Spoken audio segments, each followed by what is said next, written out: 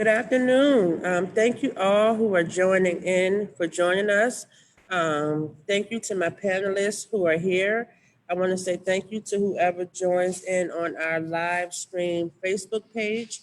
Also to anyone who joins in and watches this later later on in their day, because we're going to post this on other platforms. So if people don't join in right now, they'll have the opportunity to hear your wonderful stories, see your beautiful faces at a later time. Again, thank you all for joining us. My name is Shamir Miles. I am the Family Engagement Liaison, Family and Community Engagement Liaison here at Peter Paul. We have three panelists here with us. And first on my screen, I don't know how I'm showing up on your screen, but first on my screen, we have Miss Toria. Second, we have Miss Krista. And then beside Miss Krista, we have Mr. Curtis. So I'm going to allow for them to introduce themselves.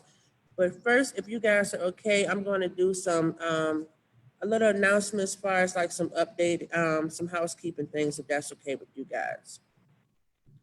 I'm going to share my screen. Give me a thumbs up if you guys can see my screen.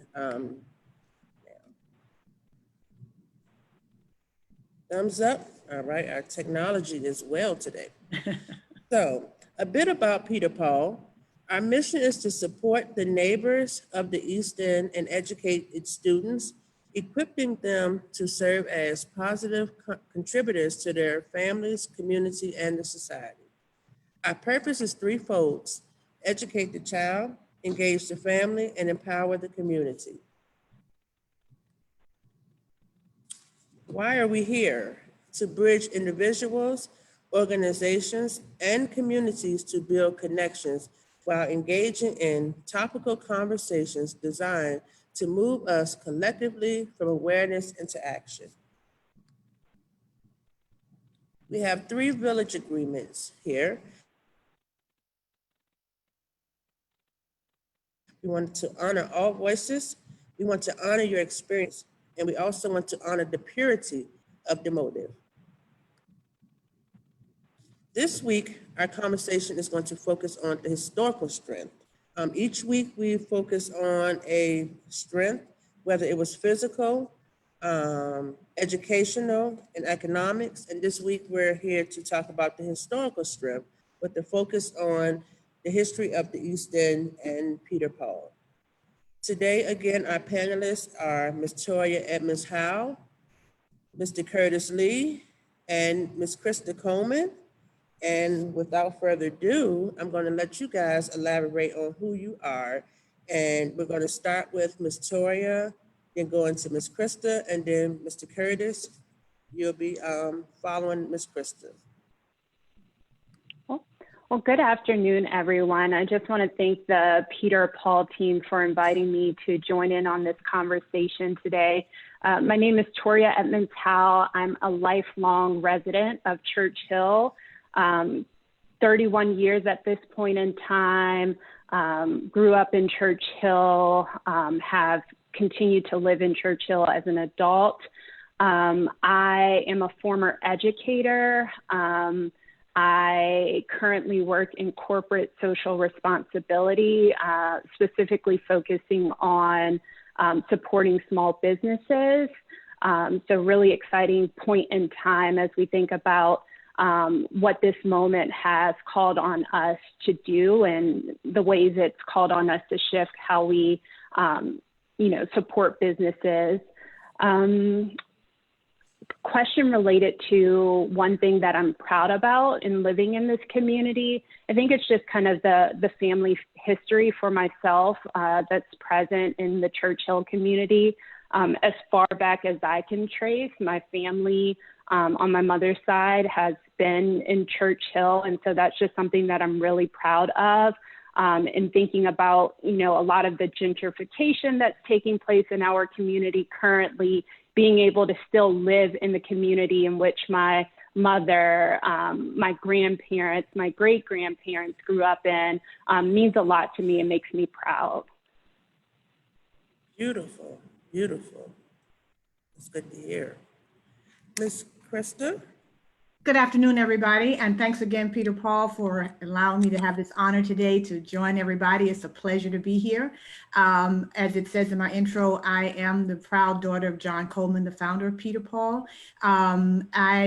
My connection, I'll go back to what I'm currently doing. I am working as an educator in a program very similar to Peter Paul. Education has been my passion in my career pretty much all my life. I'm a native of Richmond. I have lived away from Richmond a long time, up until about 3 years ago. I returned home, but I grew up over on North 27th Street. I went to Woodville Elementary. I'm very proud to have been in the round building when it was like spanking new. I'm going to claim my age today because I'm really proud. I'll be 65 next month, and I'm really proud to say that. I'm blessed to be here. So that's why I'm going to shout it from the rooftops, especially at this time that we're living in. I'm going to claim every year that I've been given. And I'm just really proud to be from Churchill. I was struck recently, I'm gonna be honest, I took a tour around, and I grew up on 27th, went to school on 28th. My Peter Paul is on 22nd. I'm just within blocks of the richness of the East End for me. I just couldn't get over how much living I did in that little space as a little girl. But I feel blessed that the East End is in my soul, and it certainly was in my father's soul. So I'm honored to be here today to share whatever I can on the other topics that we'll discuss later. So thank you. Thank you for sharing. John Coleman, yes, yes. Mr. Curtis. Good afternoon, everyone. My name is Curtis Lee, longtime East End resident. Lived in the East End since about the 3rd grade. Attended elementary school in the East End, Bellevue, so forth and so on. Middle school wise, I attended Martin Luther King Middle, which was Mosby Middle at that time. Then following that, I attended Onslow Menace, which is now Franklin Military. Following that, Richard Community High School, attended Virginia Union, majored in religious studies and philosophy. Professionally, background in community engagement, community organizations, nonprofit, motivational speaker, mentor, counselor, educator, you name it.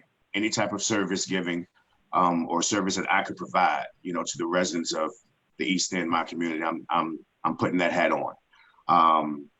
One thing that I'm proud about in reference to being a resident of the East End is I just love the resiliency of my community. I mean, time and time again, we are hit and slandered with, bad news or, bad reports. But nevertheless, we don't let that get us down. We still continue to push, we still continue to strive, we still continue to thrive. An example I can give is, my mom and uncles and things of that nature grew up in public housing in the East End. My grandmother, I look at her, she grew up in public housing and then became a manager in the community, so that's just a sense of resiliency. Although this is what I'm given at this time, this isn't how the projection of the rest of my existence is going to be. And I feel as if every resident in the East End has that trait, and I'm proud to be from that community. Wow. You guys, I'm going to toot the horn for you.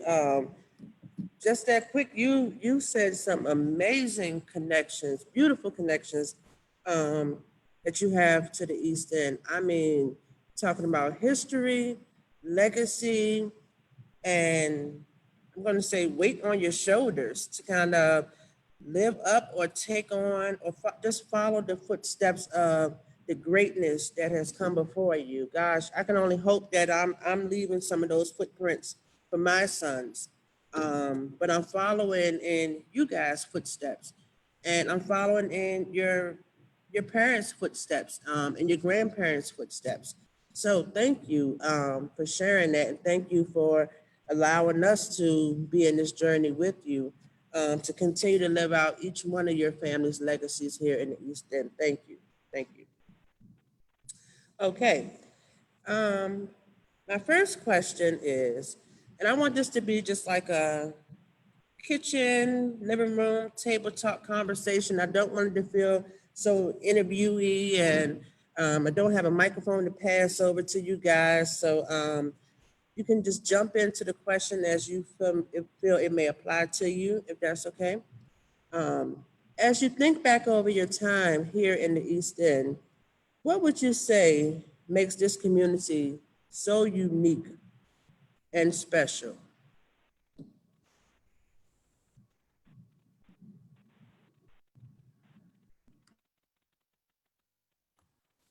I'm going to go ahead and jump in on that. It was a while ago that I was in that community, but in the East End, but I will say that the love that I felt around the neighbors in the neighborhood, how much they loved all of us and claimed all of us and, guided all of us. There was such a richness, and also the uniqueness of the power and the pride that the educators I had over at Woodville. I just remember that feeling so supportive, and just your back was just straight because of the teachers that you had and the environment that you learned in. So I really, really feel that that's some of the special and uniqueness, is that community, that sense of you guys, we all belong to each other. That was very powerful, and that still seems to be very present right now. So I would completely echo that sentiment. I mean, if we were to pay attention only to the narrative that's pushed through the media and outsiders, you would think that the East End as a community is one in which, neighbors don't look out for one another. People don't talk to each other. Everyone's out to get one another. And that's not the case at all. I think about just the block that I grew up on, that my parents still live on. And, everyone knows each other. We have Miss Ruth next door, and, my dad's going to make sure her grass is cut. We have Miss Peppy, at the corner. She's going to make sure she brings over some of the produce from her home garden. We have Miss Dawn across the street who, if she notices that, my mom's car hasn't moved in a couple of days, she's checking in. Hey, is your mom okay? And so people are speaking to one another. They're looking out for each other. And there's that real sense of community. And, not to keep going back to gentrification, but there are other pockets within our community where you see some of that shifting. I grew up in the 1900 block of North 24th. I now live in the 300 block, and I've been on the 300 block for a little over 3 years now. Do I know all of my neighbors? No. And so there's kind of that stark contrast from like the East End, the Churchill that I grew up in, where everyone looked out for one another, to kind of what we're seeing start to come into the community and how it's shifting, where, I don't know a lot of the people who I live next door to now. So yeah, one thing that I am proud of is the fact that some of that still exists within the community, and that there are folks who are modeling it as others come in, that like we speak to one another, we look out for one another, we're good neighbors. And I have to agree with both of the previous statements. I mean, like I stated earlier in the introduction, the East End is a very, very strong and resilient community. And with that is a very loving, nurturing, and supporting community. One experiences that I can share is, I created a step team, to help, young men in the East End, feel accepted and feel a part of a group instead of, joining whatever gang is popular at the time.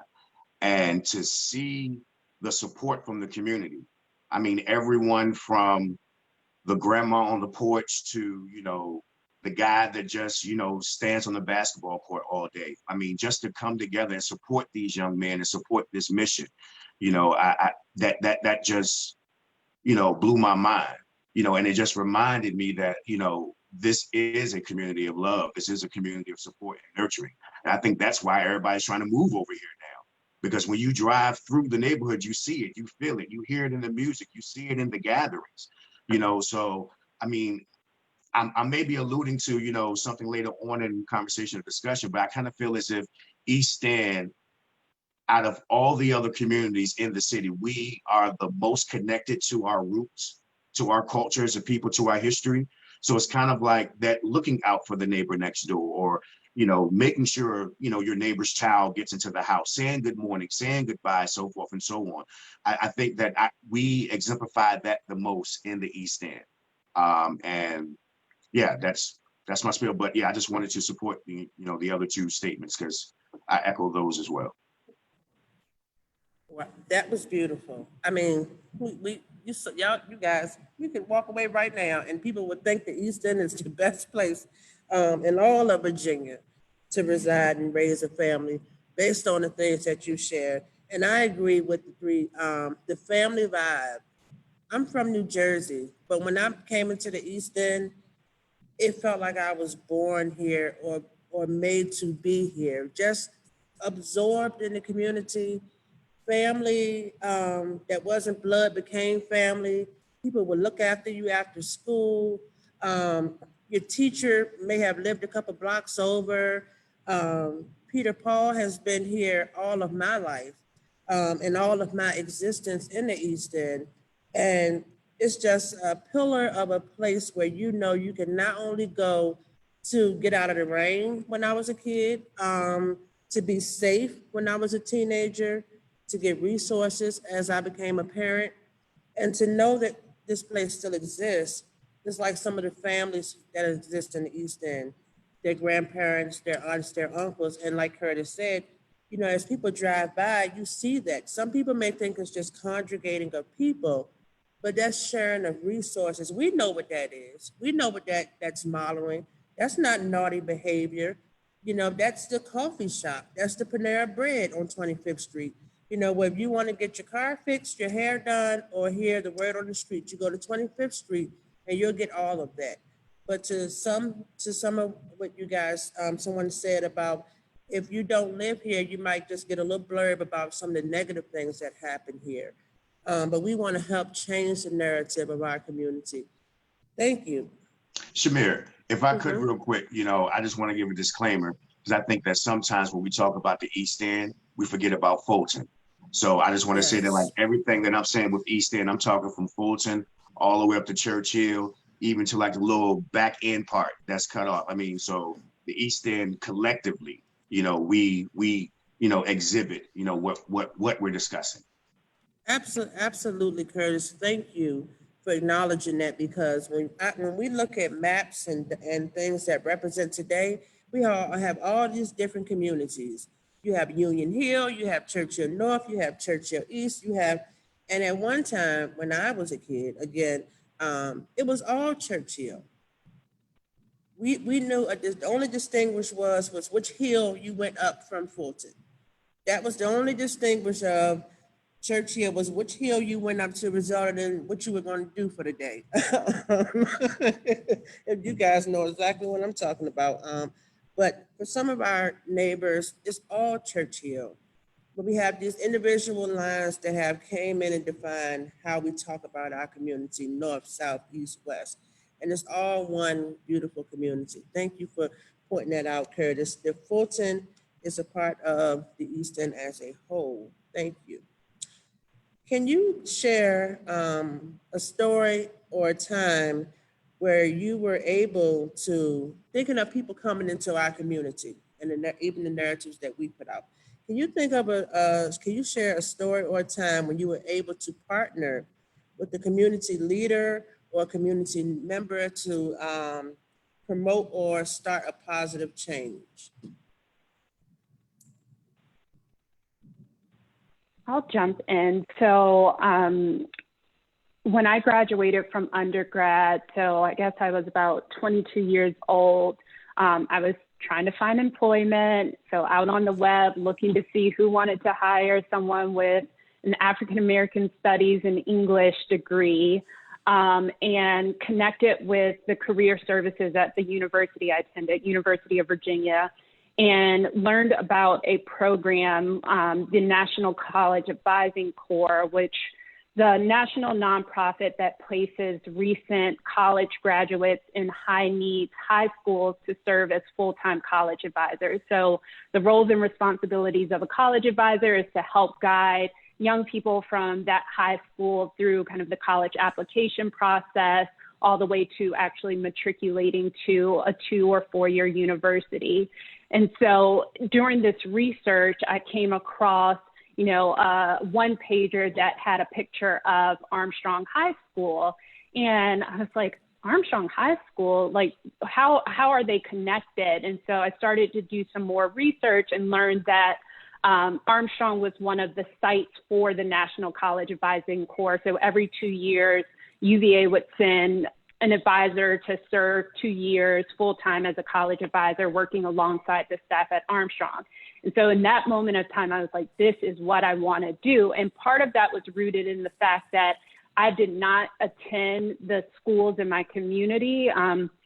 For the most part, I attended private school, but was very connected just through my parents' community work. And college for me was just such a transformational experience. I was like, I've got to get back to my neighborhood and share this with the young people, like take that step, consider it as an option. And so at 22, I'm at Armstrong High School, working full-time as a college advisor.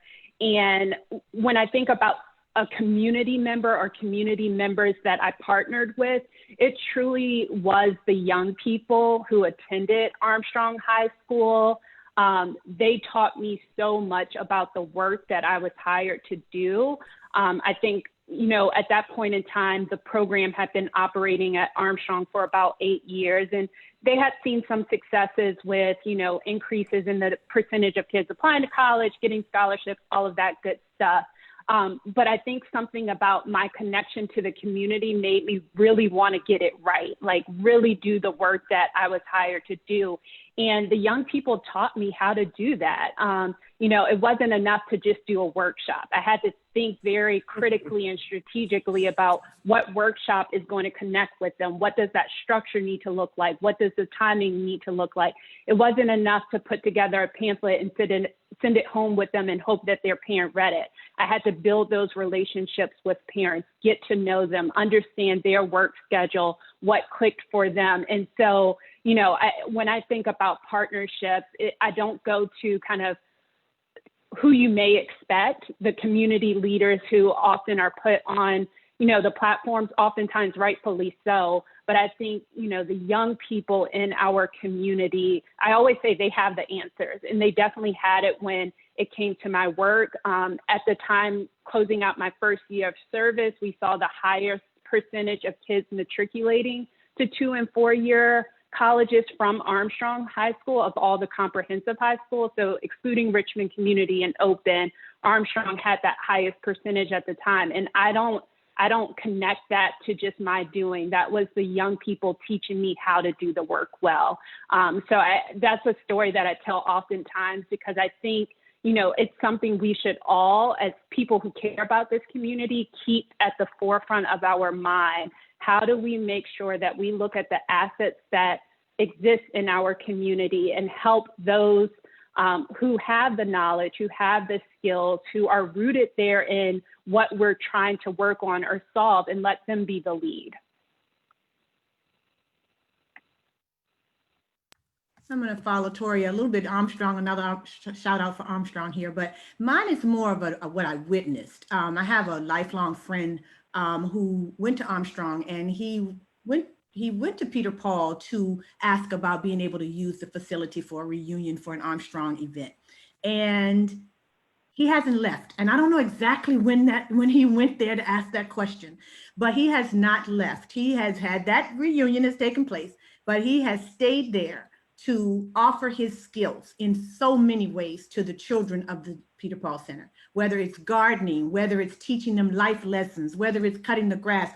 I think he's in more of the Peter Paul literature and portfolio materials than anybody I know. But it's because when something happened to him when he walked into Peter Paul, it got a hold of him, it wouldn't let him go, and he's not letting Peter Paul go. He's pulled in his wife, and everybody's involved in making and bringing out what's in the kids. I guess I'm going to Toria's point, bringing out in them that love of hands-on and nurturing something until it grows. And so it's just been a beautiful thing. So he grew up in Churchill and in East End, but he moved away into the South Side most of his life, but he is really home now, and you can feel it in what he does there at the center. So I'm just proud to tell his story. So thank you. Real quick, just to give a little input, I would have to say, first of all, there have been countless organizations and persons that I've had the pleasure to speak with, work with, and they're really trying to instill change. But I just want to shout out some of the people that, now, if I don't mention this person or this person, doesn't mean that they aren't doing their thing, but I'm just, bringing to light, some of the people that I see boots on the ground doing that grassroots. Shamir, you're one of them. I mean, seriously, I can recall those Rich and Promise neighborhood meetings. We'll be raising our hands. Chanel is another one. Keisha Allen's another one. Natalie Pennywell is another one. Those persons who aren't afraid to ask those questions that's really going to get those and those mumblings in the audience. Those are the leaders that I'm most excited and most proud to, walk and serve beside. On top of that, Miss Thompson, I mean, she has so much knowledge and so much history. I know if we as those young trailblazers, kind of get a little bit out of pocket, Miss Tia pull us over to the side, and give us that insight, So, I mean, I'm just excited and just overjoyed to, have experiences with, some of the persons mentioned. Outside of the box, I respect Mike Maruka and love what he's doing with Anna Julia Cooper. I respect, the fact that he's giving opportunity to give children, that education that may not be received or provided, in other parts of the city. Countless clergy members in the East End. I mean, the list just goes on and on and on. If you are a person because one of your 3 village rules, was about, the purity of your motive. All right. If you are pure in your motives, I can work with you. I can stand side by side with you. If you're coming in with the intention to make the overall quality of life better for the residents in the East End, I can work with you. Or as the kids say, I can rock with you. Outside of that, if you're coming in because it's a tax break or you're coming in because it's a good write-off, I need for you to go ahead and transition yourself, because there are people out here really trying to do work and really trying to instill change. So just shout out to all those real grassroots, may stir the pot or shake up the pot persons, that's, boots and utes on the ground. Thank you, Curtis. You got me a little emotional with that. So, I don't even want to. It is. It is. It is. It is. And so often you do the work because it's in your DNA. You don't think about a thank you. You see the thank you on the people's faces. You see the thank you when you know you help bring something to light. Call me a rock thrower. All those people you mentioned are the rock throwers. We're not the people that throw the rock and hide our hands. We're going to say it, boom, and wait and see what happens. And change usually happens. Curtis, I remember you being out there with the gents, and you work with some of the toughest of the toughest. You work with some of the kids, even Toya, you guys work with some of the kids that others say, I've had enough. I don't know what to do. And you guys step in and say, it's not hard. I know what to do. I speak that language. I rock with them. Because not just everybody your color is your kind, because sometimes that's not truth to be told. It's like hard-hearted people is our kind, and we align. Krista, I read some literature that your father referred to himself as a bridge. And we know how important a bridge is. It connects us, it gets us from one point to the next. But we also know that that bridge becomes used so much in these maintenance, it needs TLC. Sometimes it has to be brought down to be built back up so others can come across it. But a bridge is such a critical piece of the community. And it wasn't by accident that John Coleman referred to himself as a bridge. It was in his DNA. It's just who he was. And so many people here in the East End are bridges.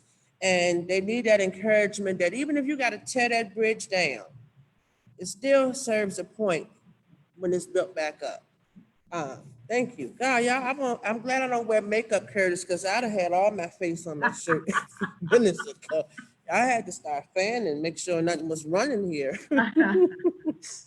Oh, wow. Okay. Is there anything that grinds your gears about the stigma that has been associated with this community?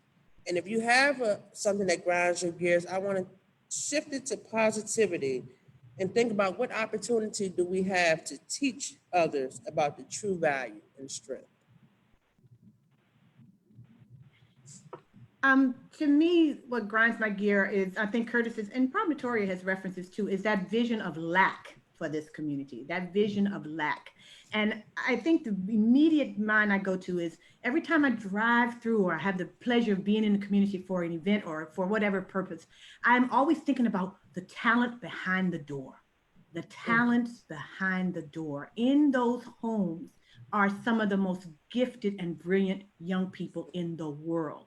And all I'm thinking about is how do we bring that out? How do we make sure that they see themselves as leaders? They see themselves as being those rock throwers you referenced, Shamir, and being those grassroots people because they have it. They're behind those doors waiting for it to be drawn out. And I just see it as such an opportunity for all of us to say, you're it, you have it. And let's see where we can funnel it. Let's see how we can help you be the change agents in your community. So that's what I'm saying. Get rid of that sense of lack. There's nothing but jewels in that community that we need to bring out. So Absolutely, Miss Krista. Sometimes we need those relationships. So sometimes to take that next step, you need to feel like you have some support behind you. And for a place that has been looked at as lacking or, that word we toss around, disadvantage, from where I sit, I see a lot of advantage. I know my next door neighbor has 4 and 5 different college degrees, and I know the person on the other side has 50 years of lived experience. And to me, they are both as equal and both as valuable. And I want my children and children behind them to learn from them both. And we have to nurture those relationships. We also have to model the behavior. We have to nurture the relationships to help support those people behind the doors to say, you are the it, you can do it. We've had so many people to pour into places like Peter Paul, pour into parents like myself, that it's taking years of support to get some of us to where we are now. 10 years ago, this goes into another question too. 10 years ago, some of us wasn't on the platform that we are now. And it took the Bridges in the community, the people, the support, the Peter Pauls, the Gwens, the Damons, the Curtis Lees to be that support that we need when we turn around and need something out that bag. When we need that next rock, we got a bag and we're armed as a community to be able to do what we need to do. Thank you for that. Yeah, building off of that, I would just completely agree. I think part of, the issue is that because there is oftentimes, more so with those outside of the community, a focus on all of the negatives, we see, the East End develop into this hot spot for programming and service. And what grinds my gears is the way that people show up, or to reframe that, the lack of showing up, to think that, the focus is on the negatives, on the lack thereof, what isn't in place, versus reframing their approach and their work to understand what assets exist, uncover those gems, those jewels that Ms. Coleman spoke about. And I think even going a step further, I think what really grinds my gears is not just the sheer fact that, everyone wants to do programming in the East End. It's the fact that people come to do the programming, don't live out the mission and meet the outcomes that they set out to do. And instead of taking a self-reflective look on how they've shown up, they blame the community. My mom has a saying, and she says it all the time. I'm sure people on this call have heard it. Like, this is one of the only communities where someone can get paid to do a job, not live out or succeed in that job, and blame the community for it. And it grinds my gears because I see it happen so often, especially when it comes to the young people. There's excuses made all the time. Well, we didn't see X, Y, and Z happen because they didn't show up, or they didn't care, or they didn't want to do it. And it's like, no, look at yourself as a program provider and ask the question, how do I shift how I am showing up to work towards those outcomes? So yeah, the positive spin on it, I think there are a number of organizations doing the work and doing it in a way that is focused on understanding the assets that exist in the community, doing all that they can to elevate and leverage those assets. And I think that we need to continue to celebrate and praise and push those organizations and support them so that they can be the ones standing in to do that work.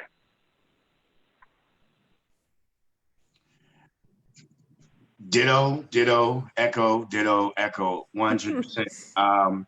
I may be throwing a couple of rocks with this one. But what grinds my gears, it is, like you said, Ms. Krista, that, and you know, the whole idea of like, there's a lack of motivation, a lack of drive.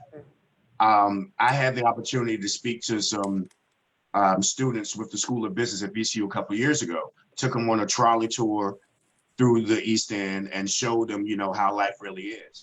And this question came up, you know, why aren't they just motivated? And I said, it's not the fact that we're not motivated. All right. It's just the fact that we don't get the opportunities. We don't have the resources. You know, the next LeBron James is in Mosby, Brooklyn, Fairfield, Creighton, Rainbow, Woodcroft. The next Obama is in those same communities as well. But if there's no basketball court, or there's no debate team, or no political side organization for these, you know, youth to participate in at this time, they're not going to be able to nurture into that. You know, and I pose to them, you know, you're in the School of Business primarily, probably because someone in your family owns a business. All right. You're taking on that family business. You're taking on that community business. Well, unfortunately, if we're only provided this particular type of business, this is what we're going to take on. And even though we take this on, we do it and we excel, you know. So what grinds my gears is that so many people from other corners of the city are pointing at us saying that we need to pull ourselves up by the bootstraps. Well, give us boots.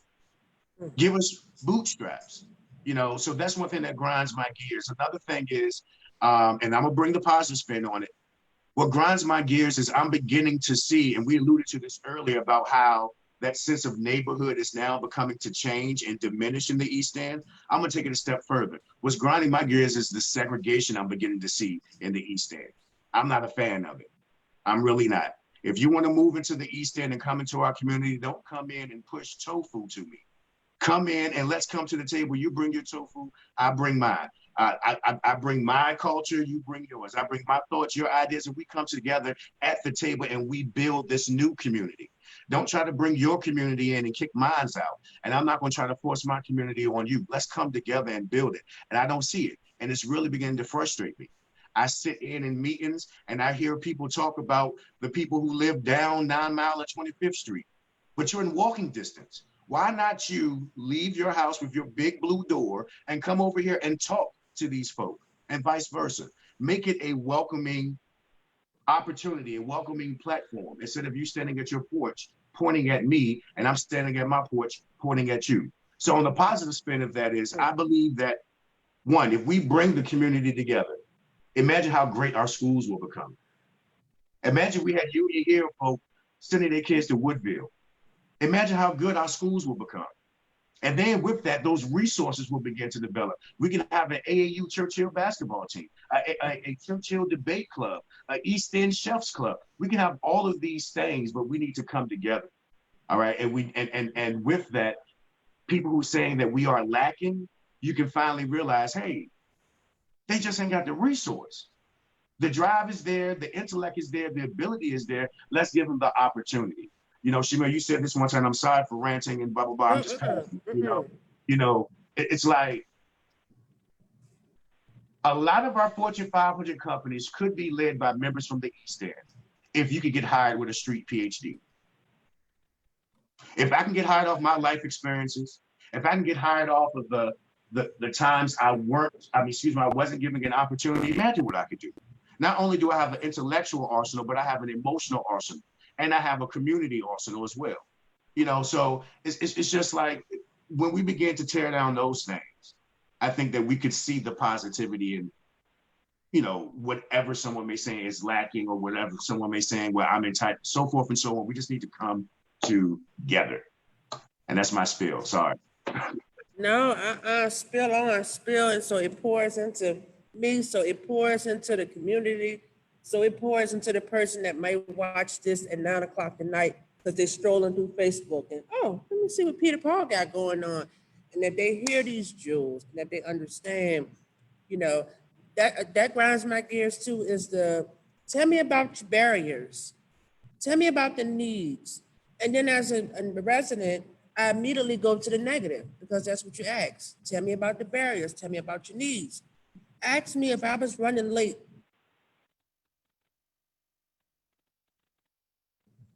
home from work, who would grab my child? But ask me about if I needed, you're going to define a need, if I needed someone to watch my kids, where do I go? And I talk about a Miss Tory, a Mr. Brown. You know, you talk about those great things, and then you start pouring your heart out about, oh, my neighborhood is this, my neighborhood is that. We're asked sometimes from a deficit about our community and not about the positive. You know, where do you go to hang out? Then I can explain to you that 25th Street isn't the place where you're going to get robbed. Some people feel safe there because you got 30 people who got your back there. And if you're not from there, of course, they're going to look at you and figure out, you know, who you are. And it may be threatening to someone else. But if we show up into another community and we can't identify who we are, they're going to look at us too. But we're judged by those things.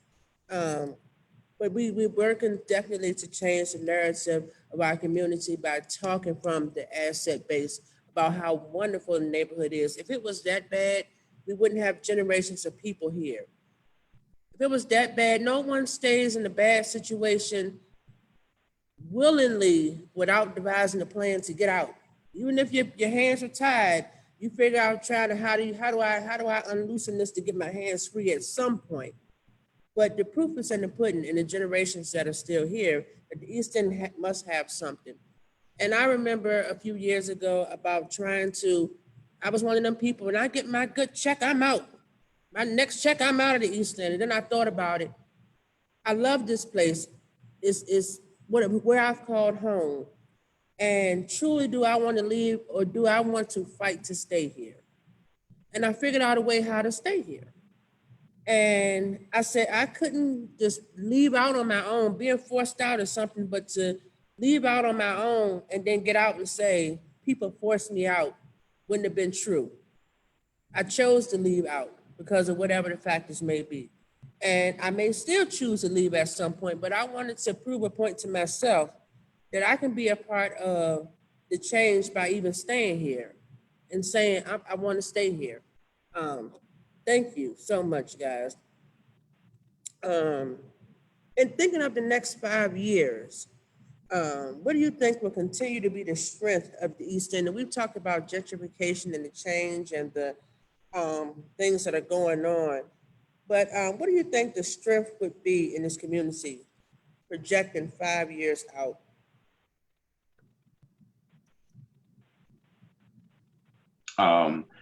I think that with just Churchill's history, you know, if you go all the way back to like the beginning stages of the city and the turmoil with, you know, our people, and how with that we were still able to, you know, become resilient and make a business corridor, which is 25th Street corridor, you know.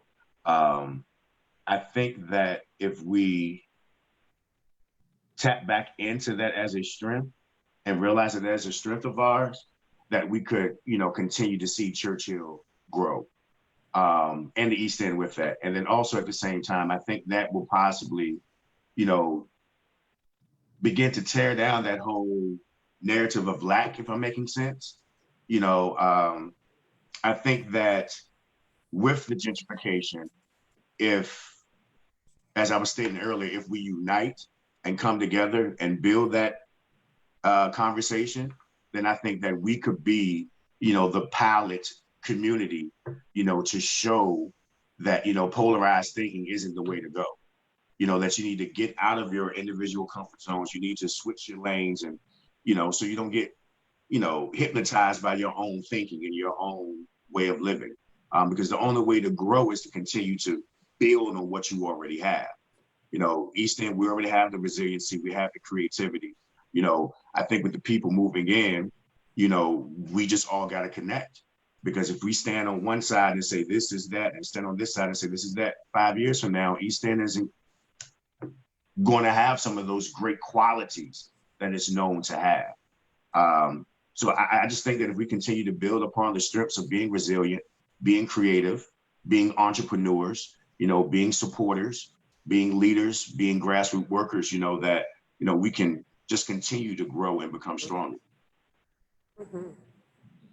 Yeah, I think the people that make up the community will continue to be the strength. We see a lot of development and kind of physical structures throughout our neighborhood, but I think the strength really lies in the people. And I think one of the things that, is going to be important for us to leverage in order to preserve that strength is understanding that while we may have some high mobility areas in the city, or in the East End, we still have a number of people who have been here for decades, who, I think of people like Ms. Thompson, who was mentioned earlier, who has a wealth of knowledge, who's been a part of this community. Alongside that, we have young people who are coming up, Generation Z, millennials, who have a fire and a desire to see something different. And we've got to figure out how we bridge those two generations, how we bring them together. As someone, I'm 31 years old, I still consider myself fairly young. I want ways to soak up all that rich wisdom that folks like Miss Thompson have. Even my mom, 61 years old. Sorry, Mom, if you're on this and you didn't want your name or your age out there. But, my mom who has a wealth of knowledge, how do we transfer that knowledge to the younger generation, couple it with that fire and that desire they have to push for change so it's not lost. So the strength's in the people, but we got to make sure that we're bridging, the multiple generations, because we're ultimately stronger together. There's that bridge, Krista. I know that's right. I don't even know if I can add to that. As the only thing I was thinking about what will make it stronger or where it can be in 5 years is that, excuse me, our young people are stepping up in the roles that we've been talking about. All those grassroots people that Curtis was mentioning, you, Ms. Shamir, mentioning that you didn't leave your community. I see the young people in the community being the executive director of Peter Paul, being the superintendent of RPS, being, impacting these things that are really what they've seen with their own eyes, how they can say, I lived through it. I am capable of this, and I'm going to be the one to make a change, and I'm going to make a change in my community. So I'm excited about what 5 years will look like on some of the young people and where they will be and what roles they can step into. And East End is preparing them for that. We just got to keep supporting them, like you said, through that multi-generational aspect. So I'm excited about where it can be in 5 years with the support and, the future of our young folks. Yes, definitely supporting our kids, supporting our places like Peter Paul that Peter Paul, some of you may know, and those who are joining and who don't know, Peter Paul is celebrated. And we're tooting the Peter Paul's horn. I know it. But if things are good, people toot the horn of it. And if it's really, really bad, it would be nothing that any of us could say, because that would be throughout the community. So if there was a negative perception about Peter Paul, that would exceed the reputation of anything else, hands down, because that's just how things are. So I'm not saying that to brag on our executive director or brag on Krista's father who started Peter Paul. If it was not great at what it did, you guys know what would happen. Like other things that come in, the grant money ends, it's gone. The timeline has met its time. Someone was terminated, it changed management. And despite, if Peter Paul has had any of those challenges, it's still here. So we've celebrated 40 years of being here. And that gives me chills and goosebumps to think about what Krista's father envisioned of Peter Paul. And I pray that we are still modeling what he envisioned about putting families first, about being okay to be that damn bridge. Excuse me, I said a bad word. About being, I threw a rock. I'm sorry, I threw a rock. about being okay to be that bridge. For our young people have to come behind us many, many times. We don't know how long that bridge is going to be here. We don't know how long that bridge has to hold up what it has to hold up. And when we see that bridge getting weak, we got to be okay to go and help support that bridge because we need those bridges. And without the work that you guys have done, we couldn't do it all. Without the bits and pieces that our schools and our families, everyone plays a role in this. Everyone plays a part in this, or our bridge will get weak. And if we don't have people who can repair this bridge at some point, or people who don't understand this bridge, then we won't have a bridge. So we have to support our bridges. We have to do the maintenance on our bridges. We have to help bring people across our bridges, and we got to be willing to go across the bridge sometimes. And I hope that all that rambling on made sense. I hope that everything that my panelists have shared with you makes sense. I hope that we can change or help support what's on people's minds about doing good things. I hope people can lean more into the community and not listen to what precedes the community, but really get in and see that this place is beautifully designed, it's beautifully ran, and it should be beautifully nurtured and taken care of. That leads into one of my last questions. Based on the perspective of your generation, and we have multi-generations here, Ms. Coleman, if you hadn't said your age, I would have thought you was a year younger than me. And Toria, you know Miss Toria is going to get you. But based on the perspectives of your generation, what advice might you offer generations for an opportunity to promote community strength that they might otherwise miss out on? So my advice to older generations would be to allow young people to be young people, to allow kids to be kids. You know, that goes from parents all the way to service providers. We've got to leave space for young people to just be young people.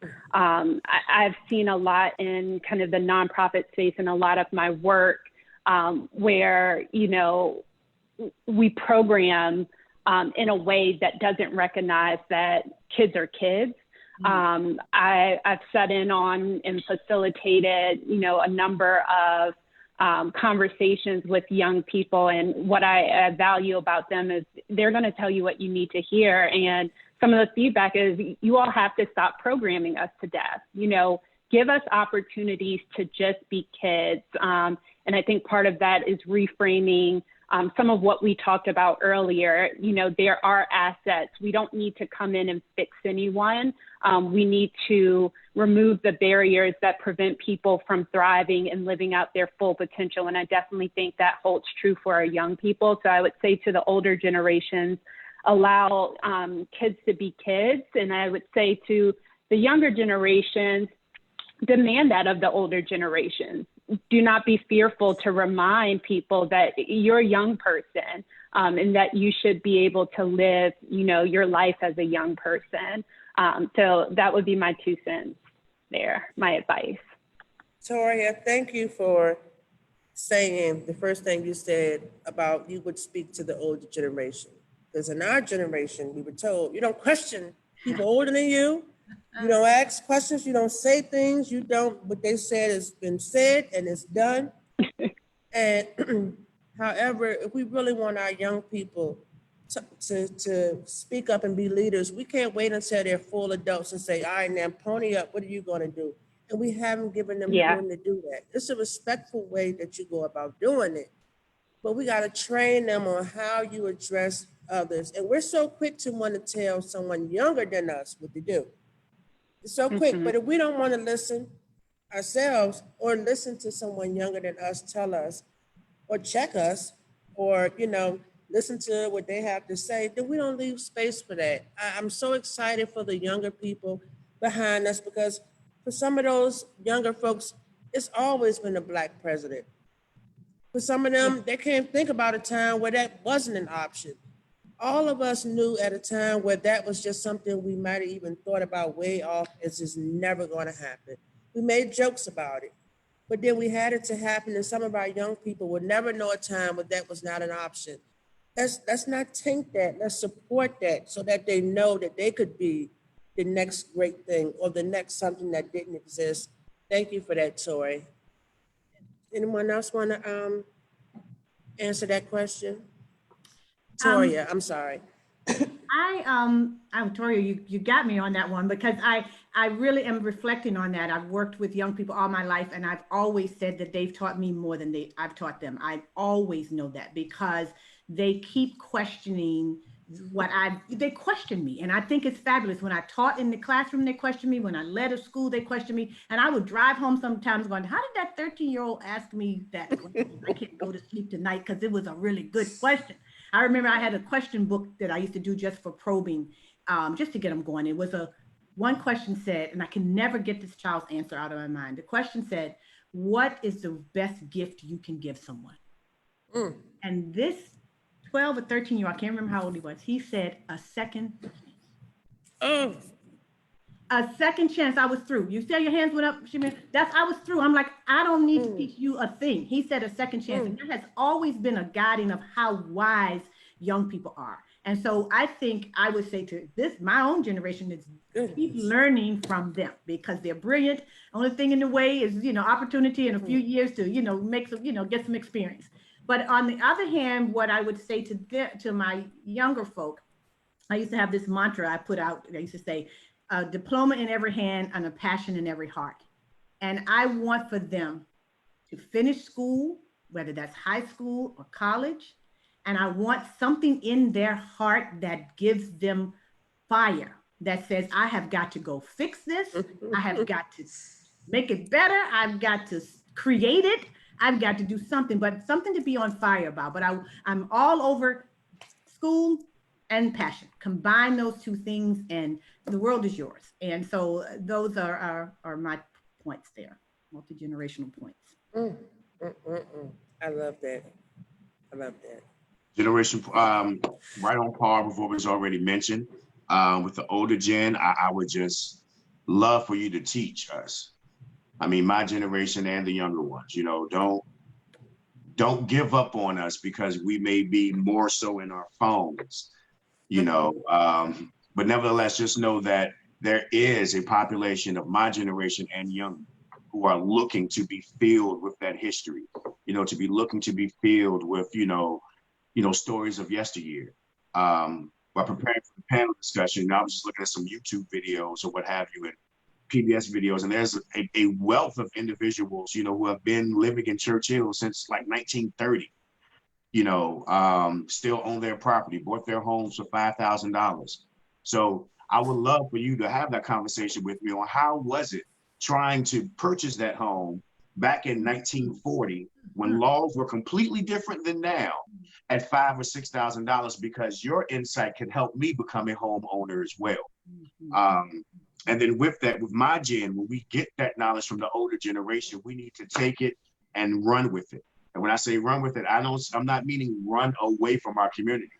I mean, we equip ourselves with those skill sets and we expand upon it. We teach the generation underneath us. We go back to the generation above us and pay our respects and say thank you, and with that, make sure that the younger generation gets those skill sets so they can take what we did and run with it. And then with the younger generation, all I want to say is this: you don't have to leave the East End to live great. I went to Richard Community High School. A lot of us, when we graduated, we left. I'm talking about Atlanta, Iowa. I got friends in Seattle. Out. But nevertheless, I still remember those, something like, for instance, Terica Woolridge. She went to high school with me. I went to school with her too. Yeah. Facts, she's an educator, fitness instructor. Like, she's giving back, and I think that's one of the, I'm gonna say, I think that's probably the only way to still hold on to what we have. All right, we can't get the skills, get the knowledge, and then go elsewhere to deploy them. We need to deploy them at home.